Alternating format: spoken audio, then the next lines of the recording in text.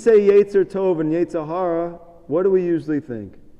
Yetzer Tov is my inclination to want to do good things.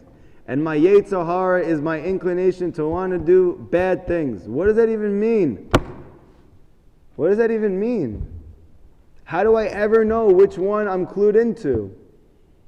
How do I ever know which one I'm connected to? Does everybody understand the question? How do you know if you're using your Yetzer Tov or your Yetzer Hara? You know if what you're doing is good for you? Do you have any idea? At any moment, do you know if you're kicked into the right inclination? You don't know. Comes Rabbi Nachman to teach you. You know what your Yetzer Tov is? It's called Machshavot Tovot. Good thoughts. Positive thoughts.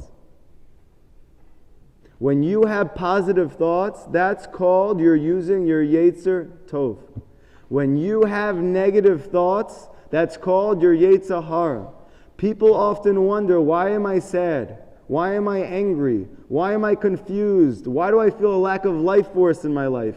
Why do I feel so disconnected from joy? The answer is one thing. Machshavot ra'ot. Negative thoughts. And I'm sure I just botched the way that you say that. But it's negative thoughts. Negative thoughts. I'll give you an example. That I just said, right? What would I have done in the past? After the class, I'd be like, oh my gosh, how did I pronounce it the wrong way? Is that a good thought or is that a bad thought? It's a bad thought.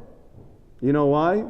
Because how could I pronounce it any other way besides the way that I know? I just have to learn how to pronounce it.